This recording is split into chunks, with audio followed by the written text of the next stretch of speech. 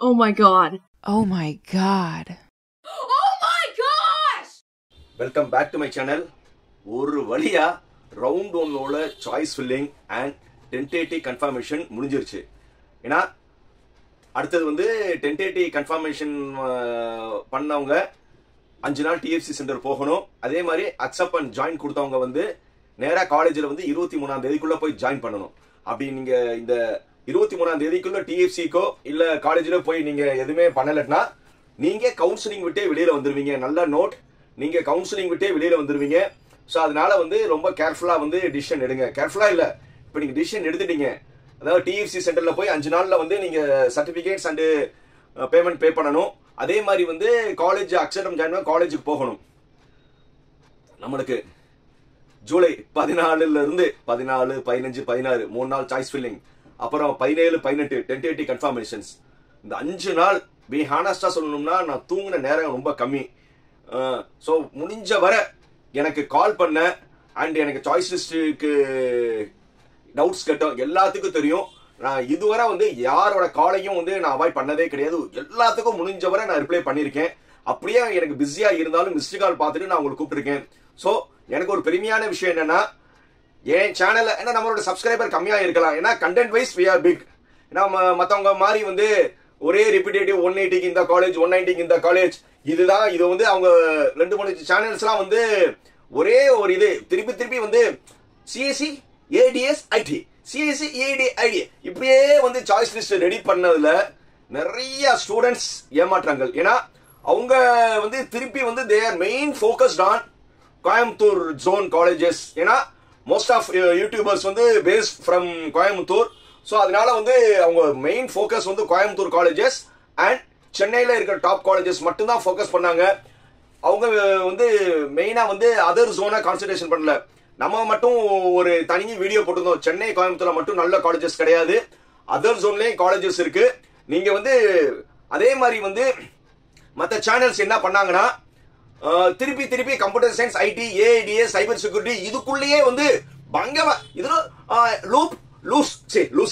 Loop method அந்த method சொல்லி நிறைய இது சாய்ஸ் பண்ணாலும் அவங்க வச்சிருந்ததெல்லாம் என்னது கம்ப்யூட்டர் சயின்ஸ் ரிப்பீட்டடா கம்ப்யூட்டர் சயின்ஸ் ஏடிஎஸ் ஏஎம்எல் இப்படிக்குள்ளதான் போனாங்க.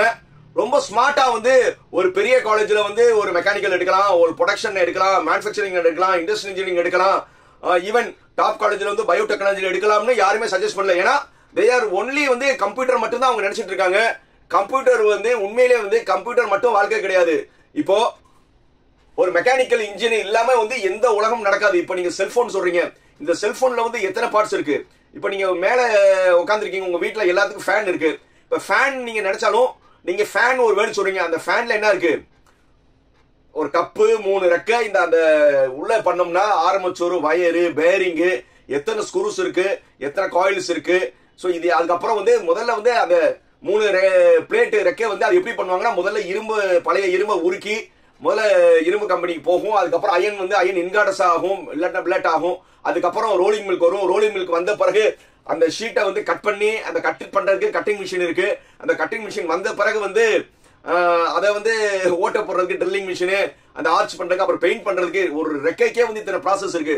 ஸோ மெக்கானிக்கல் இல்லாத லைஃபே கிடையாது. ஈவன் வந்து இப்ப எல்லாருமே நீங்க செல்போன் யூஸ் பண்றீங்களா, இந்த செல்போனுக்கு வந்து எந்த இன்ஜினியர் மெயின் நினைக்கிறீங்க? இப்ப செல்போன் வந்து நீங்க நோக்கியா இருக்கட்டும், எம்ஐயா இருக்கட்டும், ஓப்போவா இருக்கட்டும், சாம்சங்கா இருக்கட்டும், வாட் எவர் மேபி, நீங்க வந்து இத்தனை செல்போன் வருதுல, இந்த செல்போனுக்குலாம் வந்து யார் மெயினா எந்த இவங்க இருப்பாங்க? முதல்ல வந்து எர்கனாமிக்னு ஒண்ணு இருக்கு. ஏன்னா ஓரளவு வந்து ஒரு ப்ரொஃபஷனல் லெவல்ல நம்ம எக்ஸ்பிளைன் பண்ண முடியும். சும்மா ஒரு டேட்டா பார்த்துட்டு சொல்றவங்க கிட்ட நீங்க ஃபாலோ இது நினைச்சிட்டு இருக்கீங்க. ஆனா எது வந்து ஃபியூச்சர்ல அவங்க ரூல் பண்ணும்னா எர்கனாமிக்னா வந்து செல்போனை வந்து நல்லா தெரிஞ்சுக்கோங்க. இந்த செல்போன் இருக்கு, இந்த செல்போன் ஏன் வந்து நம்ம கைக்கு அடக்கமா இப்படி இருக்கு, புரியுதா?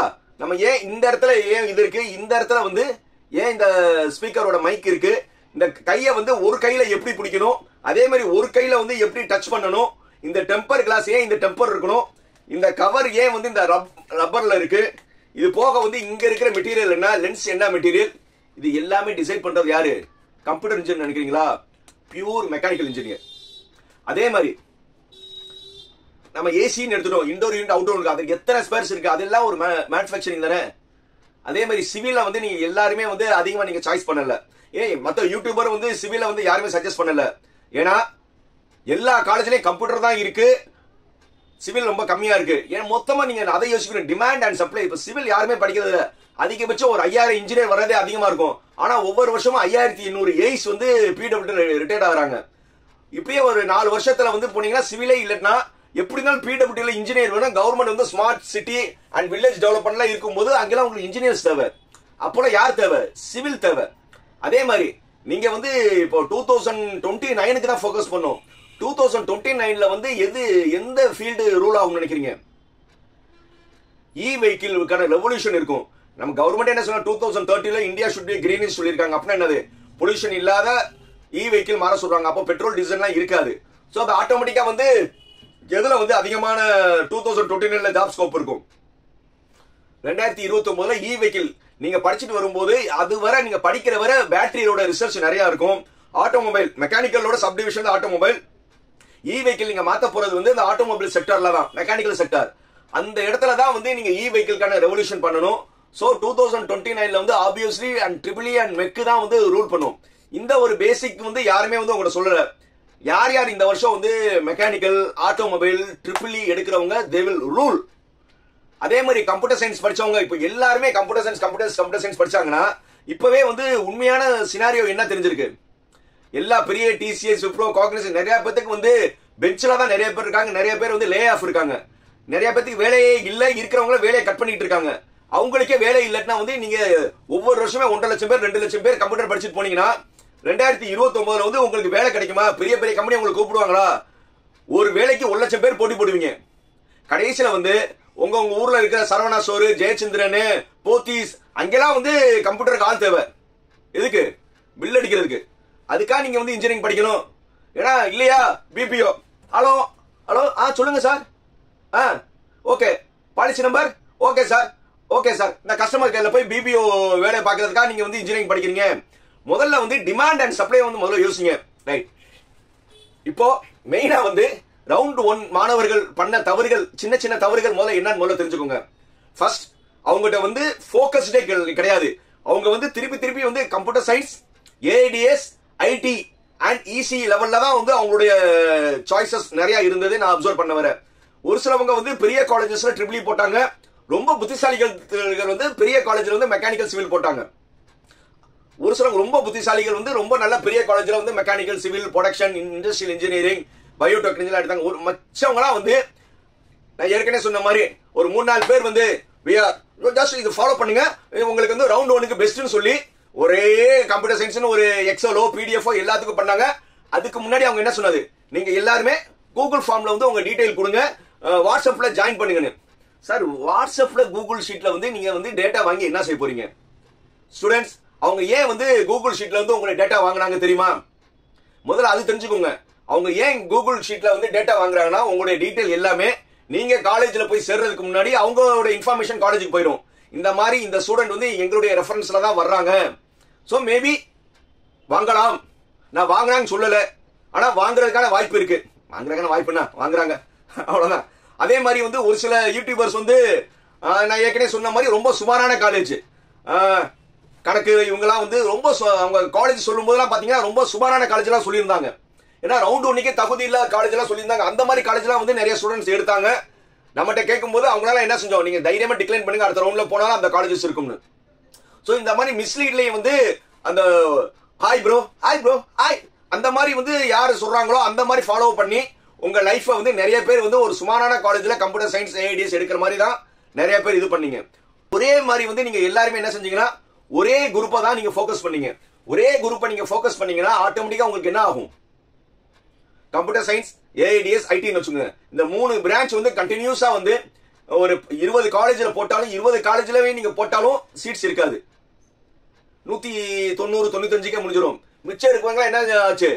சுமாரான காலேஜ்ல வந்து நீங்க மெயினா நம்ம என்ன சொன்னோம்னா பியூர் கம்ப்யூட்டர் சயின்ஸ் பெஸ்ட்னு சொன்னோம். அந்த பியூர் கம்ப்யூட்டர்னு சொல்லி அந்த லூப்ஸ் அந்த மாதிரிலாம் வந்து நீங்க என்ன செஞ்சீங்க? ஏஐடிஎஸ். சார் எந்த காலேஜ்ல ஏஐடிஎஸ் வந்து நாக் இருக்கா? எந்த காலேஜ்ல சைபர் செக்யூரிட்டி நாக் இருக்கா? எந்த காலேஜ்லயும் வந்து ஐஓடி நாக் இருக்கா? எந்த காலேஜ்லயும் வந்து என்பிஏ இருக்கா? எது புதுசா வந்த பிரான்ச். இன்னும் எந்த காலேஜ்ல இருந்து ஏஐடிஎஸ்ஏ வந்து NBA கிடையாது. ஆனா இன்னொரு மேஜர் நான் அப்சர்வ் பண்ணது, காலேஜ் எல்லாம் எடுத்த பிறகு சார் குமரகுரு நல்ல காலேஜா சார், ராஜலட்சுமி இன்ஜினியரிங் காலேஜ் நல்ல காலேஜ் சார், வெங்கடேஸ்வரா நல்ல காலேஜா சார், பிஹெச்ல வந்து பயோடெக்னாலஜி நல்லதா. அதாவது எடுக்கிறதுக்கு முன்னாடி சாய்ஸ் ஃபில் பண்றதுக்கு முன்னாடி நீங்க 1000 யோசிக்கலாம்.